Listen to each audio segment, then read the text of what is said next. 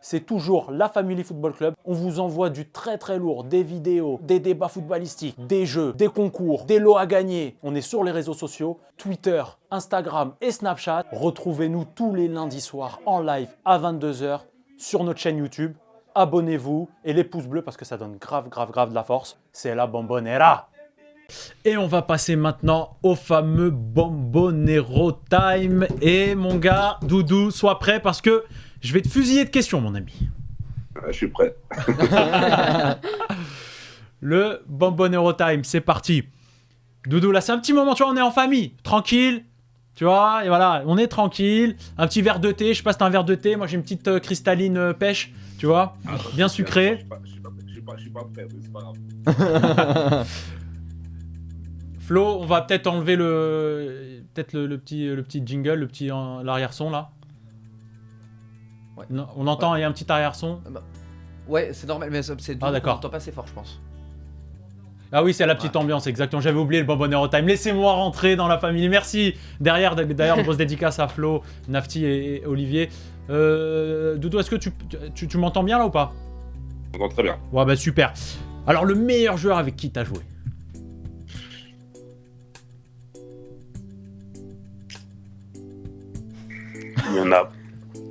Il y en a quelques-uns. Vas-y, fais-les-nous dans l'ordre un peu.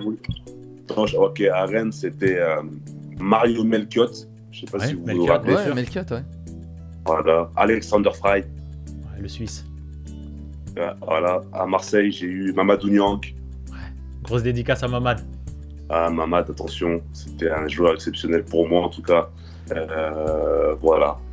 Pour moi, c'est tout. Mamad, il t'a mis des coups de rein à l'entraînement ou pas? Il m'en mettait de temps en temps avec Samir. Ça combinait bien, Samir Nasri et Mamadou Niang à l'époque. Ah ouais? Effectivement.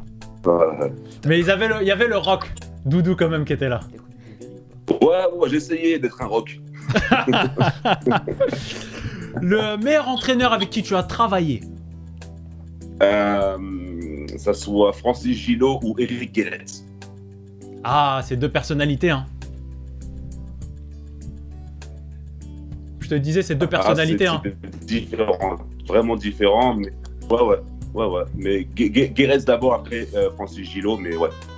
Alors, le meilleur souvenir de ta carrière? En tout cas, le plus beau. Là, c'était jeune, hein, la Coupe du Monde des moins de 17 ans que j'ai gagné avec l'équipe de France des moins de 17 ans. Et après, il y avait un match de foot que j'oublierai jamais, c'était le Rennes-Marseille, le 5-4.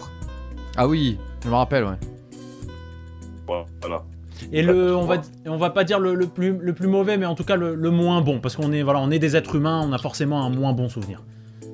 C'était le Toulouse-Sochaux, parce que je fais une grosse erreur défensive qui me coûte un but. C'est Gignac qui me prend le ballon derrière et qui marque le but.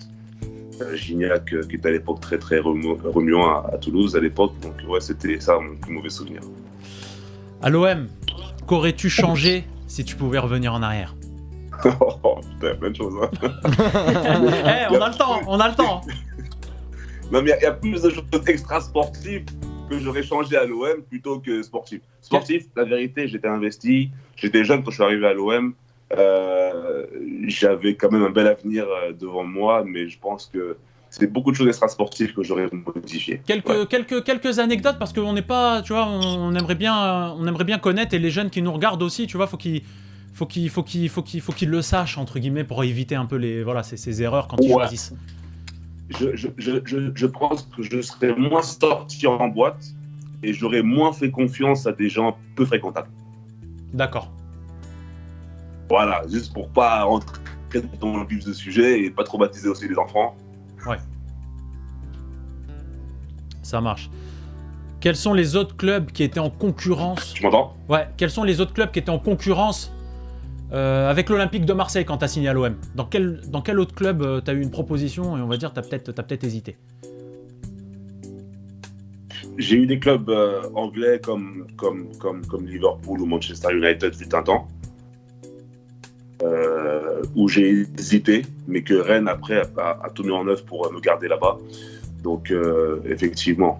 Et justement, quand j'avais refusé ces deux clubs anglais-là, beaucoup de professionnels rennais m'avaient dit mais pourquoi tu refuses Rennes, pourquoi tu refuses ce club anglais-là, fallait accepter et partir. Bon, je pense que j'ai voulu rester à Rennes parce que voilà, moi je suis fidèle à un club. Lorsque je lui donne une parole, je la respecte. Donc ouais, je suis resté à Rennes. Parle-nous un peu de Under, le joueur marseillais, toi Oui. qui est en Turquie. Under, qu'est-ce qu'il représente en Turquie et qu'est-ce que t'en penses?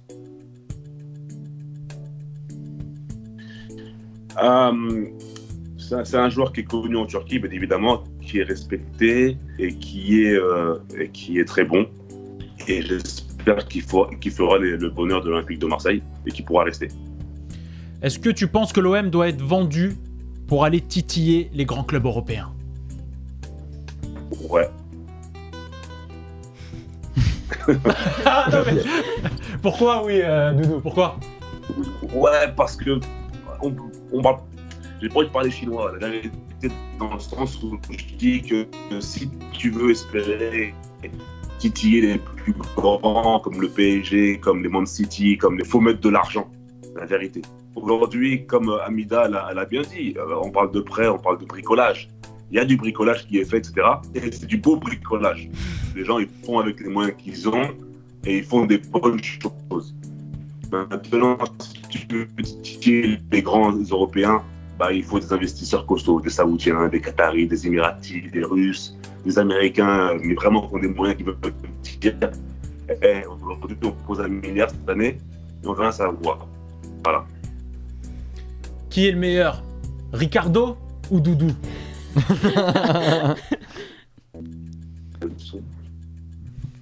Tu m'entends, Doudou, ou pas? Franchement, la question ne se pose pas dans le sens où je suis meilleur.